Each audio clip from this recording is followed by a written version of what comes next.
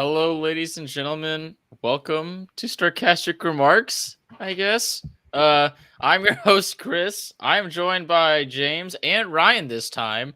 I'm hosting because Ryan is legitimately beside himself and cannot speak words other than his hatred for the Dallas Stars at the moment, which is understandable. We are the official Dallas Stars podcast of THPN. We are sponsored by DraftKings and Raycon. Use the promo code THPN at those places to get some goodies and let them know that we sent you there. The Stars lose tonight somehow of a final score of 4-3. Patrick Kane and Domi score 2 goals each.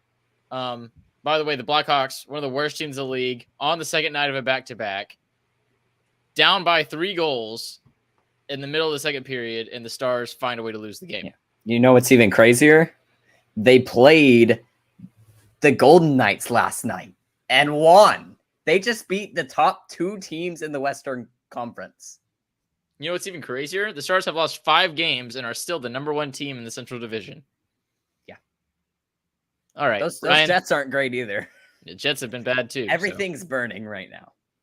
Yeah. So we were in, I would say we were in concern mode after the last game. It is now panic mode. It is time to panic. Ryan, panic. Let me just read you a tweet real quick, and then and then you're gonna hear me scream and yell. Okay, here we go. Bruce Levine puts it perfectly here. Stars lose 4-3 to Chicago. Dallas blows a 3-goal lead. Stars are now 6-9-7. 6-9-7. When tied after 2 periods, when Dallas gave up 4 consecutive goals, 3 of which were scored via 2-on-1 rushes. There are no excuses. This is the first real crisis of the Pete DeBoer era. I'm sorry, guys, but when y'all were texting me all those things in the group chat and everything, all I saw was excuses. I am over this team. This team, they literally gave up a 3-goal lead to the second worst team in the Western Conference. And they have lost 2 games in a row to the 2 worst teams in the Western Conference. This is ridiculous. Yeah. I mean, what else are we supposed to say? Yeah. Stars fans are freaking out over here, and we're the number 1 team in the Western Conference. I'm so pissed off. I don't even know what to say about this team. Let's just go down the list, shall we? Okay. Ottinger, what on earth are you doing on that first goal? The other 3, not his fault. The first goal, what the heck are you doing? Deep in his crease. Miller, his butt needs to be scratched for the next 3 weeks. Period. Absolutely sucked it up. Absolutely sucked it up. And then I don't know who did the drop pass when they scored their second goal, but his butt needs to be on the bench as well. And I don't want to see him touch the ice again for the next 3 weeks. This is absolutely ridiculous. I guess they decided, oh, this is the Chicago Blackhawks. Okay, we scored 3 goals. We're good. Oh, we're going to make these stupid little cutesy plays because this is the Chicago Blackhawks. Oh, we got this in the bag. What the heck? I'm channeling my inner Steve Dangle right now. If this is what he feels like on a regular basis every 2 weeks with his Leafs team, I don't know how he survives as a freaking hockey fan. That's why he wrote a book. Oh my goodness. That's why he wrote a book. To the second worst team in the NHL. Gave up a 3-goal lead. I thought they finally figured it out. They finally scored 3 goals for the first time in 6 games. And they still can't figure it out. This is not the Boston Bruins. This is not the Tampa Bay Lightning. This is not the Carolina Hurricanes. This is not the Vegas Golden Knights. This is the second worst team in the NHL that is selling off every single player. And the only 2 that are left won them the game. Yep. Okay, sorry. This is why you started it off and not me, Chris. I'm sorry. I've got more, but I'm going to save it. Yeah, so first of all, it's not even just Miller. Pretty much all 3 of our bottom defensemen were awful tonight, and time on ice kind of proved it. Miller, obviously the worst. I mean, he sucked. He had less than 15 minutes time on ice tonight. next to him was actually the boy that Stars coaching staff and front office love so much, and they don't understand why Stars fans hate him, is Ryan Suter. 16-13. Terrible night for Suter. Not a good play in the entire game. And then Nils Lundqvist was terrible as well. All three of those guys, it looked like they forgot how to play hockey completely. Like they just literally forgot. Because they were just making the absolute incorrect, most insane decisions on all four of those goals. They were absolutely incredibly stupid. The first goal, honestly, to me, I wasn't at full-blown panic because this is how other teams score against the Stars on the power play. It only happens when 3 Stars miss the puck. And 3 Stars missed the puck, and it went in. I was not overly surprised at that. But the 3 odd man rushes is ridiculous. That is unbelievable. The first one, okay, now you're in trouble. Start playing back. Don't let them do it again. And they do it 2 more times the exact same way with the same people. Yeah, the same people on the ice. Then beyond the defensemen, our first line was outscored 4-0 tonight. 4-0. Patrick Kane and Max Domi scored 4 goals, and our first line did not score 1. Jason Robertson scores 1 on the power play, and he's the only one on our first line who touches the puck. That is insane. You're not going to win a game like that. And you asking if they took their foot off the gas after the third goal, they absolutely did. I mean, everybody packed it in. The announcers packed it in. Obviously, the Stars packed it in. The only guys who didn't pack it in was Max Domi and Patrick Kane. They decided that they wanted to boost their trade stock a little bit more, and boy, did they do it. But yeah, I mean, that just proves you can't let up on any team in the National Hockey League. I mean, the Stars are not good enough to coast to a win. They have to fight for it, and they didn't do that. It's frustrating because they shouldn't have been doing that tonight anyway. Even though this is the worst team in the league, you're on it's like 4-game losing streak. This is the longest skid you've had all season long, and you're gonna give up on a game before you even get halfway through it. Yeah, you should be trying to score 10. Yeah, your goal should be double digits if you're on a 4-game losing streak and you're the best team in the division. You should be trying to score 10 against the worst team in your division, and you score 3, and you're gonna say that's good. That's unbelievable. That is just incorrect. There's absolutely 0 excuses for this team right now. 0. And we're not going to talk about it long because originally we were going to do a long episode, but I don't want to do it tonight. I know y'all don't. We don't care. This is ridiculous. There better be some media pressure from somebody for the Dallas Stars. I don't know if y'all saw that little tweet from Dallas Stars fans. That there better be some absolute public media pressure for this team right now. And at first, when I first saw Gallardi's comment, I was just like, okay, fine, it's true, but it's Dallas. It's not a real true hockey market. You see it for the Cowboys. There's a lot of pressure on the Cowboys, obviously, because that's the number 1 sport. But the way this team is playing right now is absolute dog crap. 100% absolute dog crap. And you could put it one of 2 ways. You can either say this team absolutely sucks, or this team is absolutely sucking it right now. And that's where me and James are going to push back on you, because in the beginning of the season, this team did not suck. This team has been outstanding up until the last 2 months. And that's why it's more frustrating. That's why we're really pissed off. We not this bad, and they're playing this bad. And it was even worse tonight because they showed us the first half of the season Dallas Stars in the first half of the game. And then they stopped playing completely. Then that's why it pisses you off more. If the Blackhawks lose a game like this, we don't care. Yeah, no, we literally did this to the Blackhawks last time we played them. Yeah, and no one cared. But if you're doing this and you are a good team, which this team is, and you are just playing like crap, I mean, it's inexcusable. I mean, there's no one to blame there except for the players on the ice. And then, of course, this is the one game. I want to mention just a few more things just to drive it home that this was, without a doubt, the worst game of the entire season. This is the one game that Otter has an off night. I mean, he really kind of sucked tonight. I mean, he made one big save, I think, on guess what, a Domi Kane rush. He makes a big stop, which stops it from being 5-3. But I totally agree. The first goal is totally savable.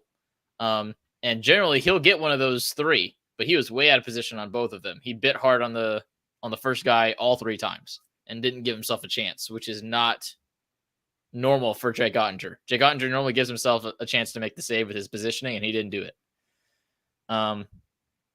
So he gets a 826 save percentage. That's probably his lowest save percentage of any game in a while. Yeah, he's had worse games, but it's been a very, very long time since he's done that. Yeah, the past 2 months he's been incredible, and this was just completely out of whack. Then you go to faceoff percentage, where the Stars are top 5 in faceoff percentage in the National Hockey League, and they lose the faceoff battle tonight by 6 points to the Chicago Blackhawks, who have like half a center. So that's unbelievable. And then you lose the special teams battle. You can't kill off 2 power plays. And again, that part I'm not too upset about. It wasn't even a full power play. I'm not too upset about not killing off the power play because they've been so good on that recently. That's the one thing that's been good. And the only way it happened tonight is 3 mistakes from 3 individual players. Well, that's what I'm saying. That's the thing. Is Jake Ottinger has been fantastic the past 2 months, but he screws up tonight when you need it most. Like you said, James, this is the game you're supposed to be like, all right, let's get it back on track with this game. The Stars are aligning in this game. The team you're playing is tired. They suck. They have no players left, and they have all this media hubbub around them about their best player getting traded. You should put your nose to the ground and drive them into it and beat them by 1 billion. And they didn't do it. They gave up in the second half of the game, and they couldn't get it back together. Then the Hawks had all the momentum. They felt the energy, and they wanted to win at that point. So it's just laziness, in my opinion, is really what it is. And I mean, that the fans are obviously upset at the Stars, even if no one's saying it. There were more Hawks fans in the arena tonight than there were Stars fans.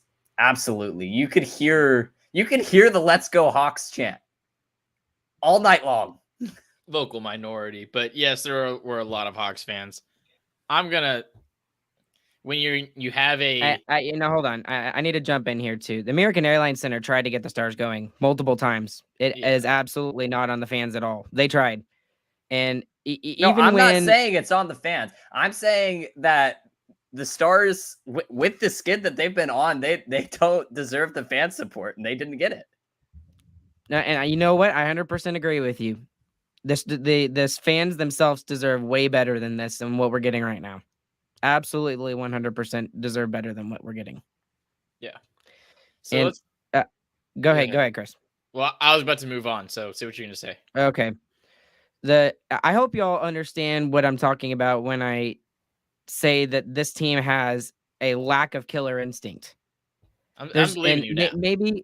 Maybe a better word that I should use is a sense of urgency. I mean, come freaking on.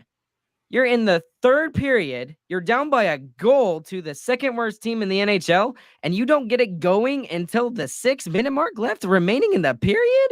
Yep. Are you kidding me?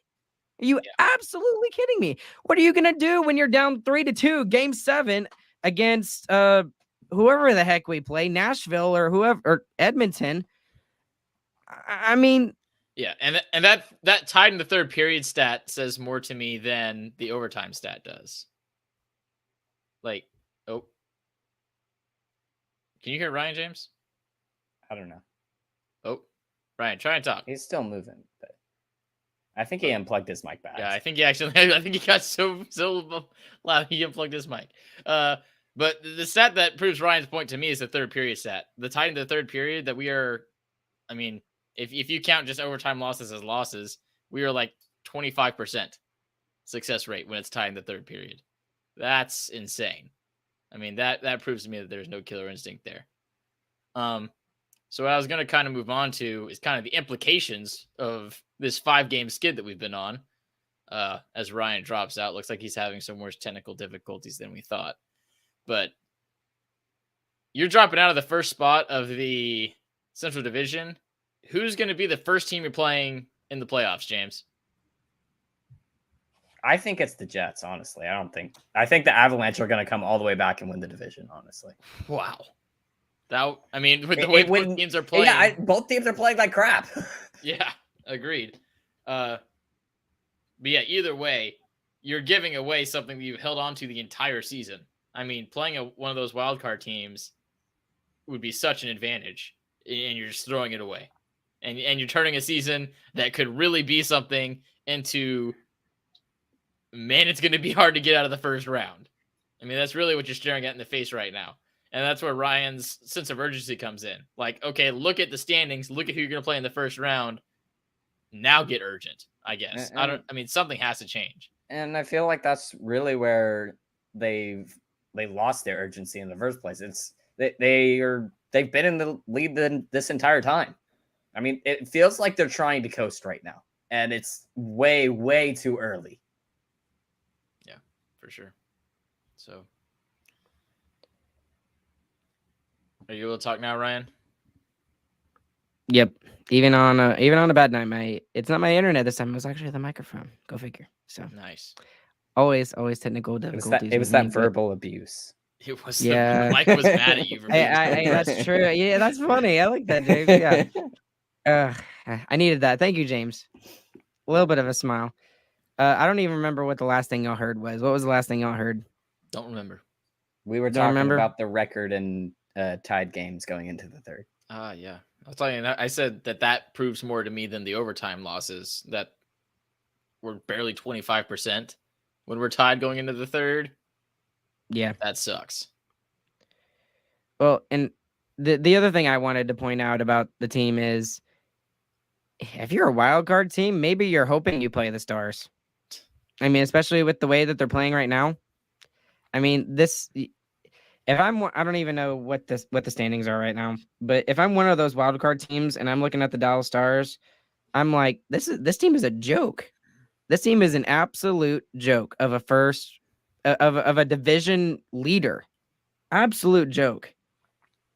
I wouldn't mind playing us if I was another team in the first round. I think at this point, if the playoffs started tomorrow and the Stars would play Minnesota and we would lose in the first round.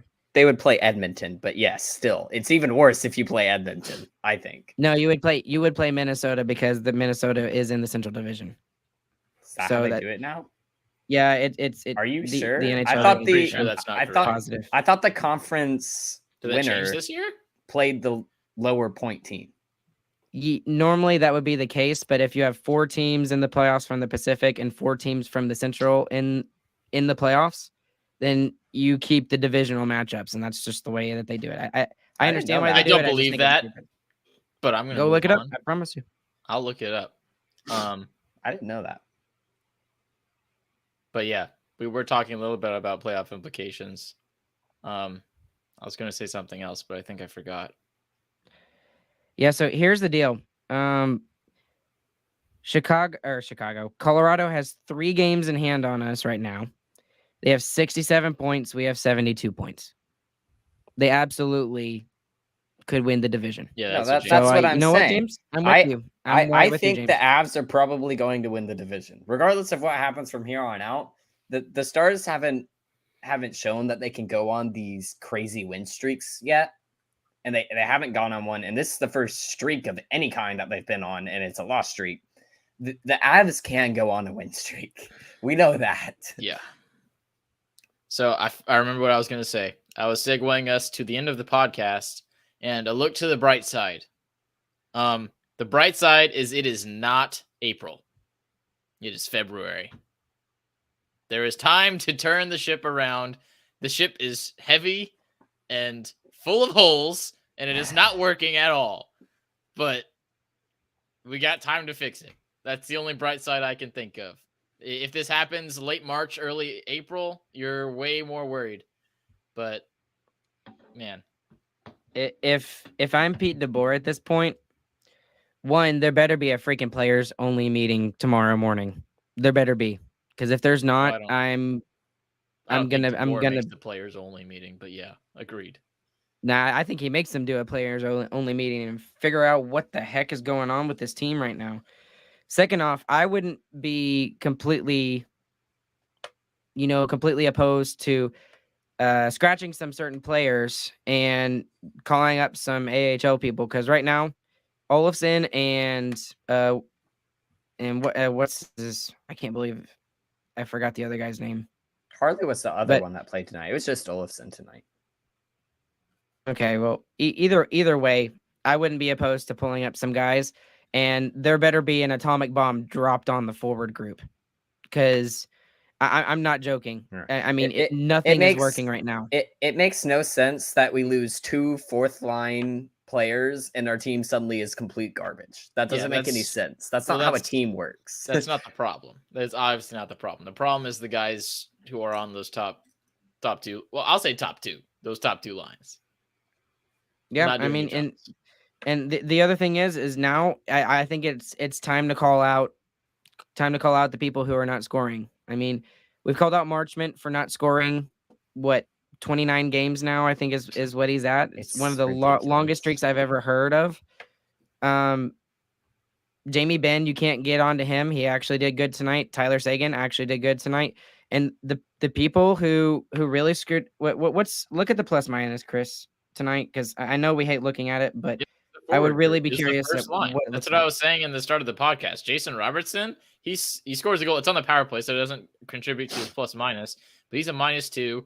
Hintz is a -1. Pavelski's a -1. The only other forward that's a -1 is Delandria. The first line did not. They got beat. They got dominated. It's time to break him up. It's time to break him up. It's time to break up the top line, and that's not a hot take. That 100% should happen. And if it does not happen, I think the only line that probably stays together. I mean, because they didn't score tonight, right? As a line, they did not score tonight. Pavelski has been off. Hintz is not scoring. Robo is not scoring except for on the power play, it seems like. And that's the other thing, is that they scored a power play goal, and I thought they were over that too. And I thought we were over. They might but, be over that, but we'll see. We'll see how that pans out. They didn't even set up the power play. It was just Jason Robertson having a great shot. I wouldn't That's even true. give that. I mean, But honestly, the first power play is what gave us momentum into the other 2 goals. So I was kind of pretty happy about the power plays, because if y'all remember, the beginning of the game was not good. We were getting the first 5 minutes were outplayed really like bad. crazy, and then we got a power play, and from that power play, we started the next 20 minutes of the game. We got 3 goals. Yep, that's true. And then on the flip side of that, Jamie Benn takes a penalty, and what happens after that? The exact same thing, except the other way. Exact same thing.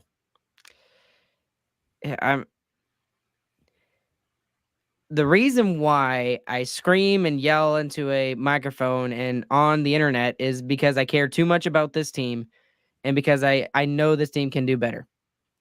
If the Stars were a team like the Chicago Blackhawks, I wouldn't be hacked off about this. If anything, I'd actually be excited, because one more loss, we're closer to Connor Bedard. But the fact of the matter is we're 100% in a rut. We're making the playoffs. I mean, unless we completely tank like this for the rest of the season, we're making the playoffs. And there doesn't seem to be a way out of this right now. And the wizard who has to figure all of this crap out, one is Jim Nill, and what the heck he needs to do. They need a shakeup in this locker room right now. And I mean, but the main one is Pete DeBoer. Pete DeBoer needs to work his wizardry, and he needs to get the lightning bolt on his forehead, pull out his Elder Wand, and say, Wingardium Leviosa, and will this team to a freaking win. Accio goals, actually, but yeah. Same difference. I don't give a crap right now. But yeah, that is a true statement, though. This is the first real test of Pete DeBoer in Dallas. I mean, he got for some reason, he was exceptionally lucky to start out, which none of us really expected. We did not expect to be the best team in the Western Conference right out of the gate. He didn't either. He expected it to take us until Thanksgiving to get things figured out.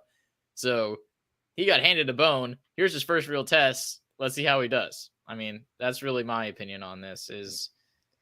I think this loss specifically is down to the players because they just screwed the pooch. But we'll see how DeBoer handles it. I'm really with Ryan with the breaking up the lines thing because it's at this point. I mean, Seguin hadn't scored since Hintz came back, and he scored in this game. And really, it was just him. He did the whole thing. It really was unassisted goal. But I mean, I kind of want to see Seguin back on the first line. Yep. I want Hintz to kind of play with Marchment. Hopefully, we get that Marchment Guryanov line maybe going again. Because I mean, who else are we going to throw on that line? And I kind of want to keep the Ben Johnston Delandry line together. I agree with that 1,200%. I think that's the best way to go. Either way, something has to change. So we can agree on that, Ryan. We can play like put them all in a box and shake it till it works next game. Yeah, we can play box shake. That's my favorite game. Honestly, I wouldn't be surprised to just see a bunch of line rushes. And Saad Youssef tweets in the morning, I have no idea what the lines are.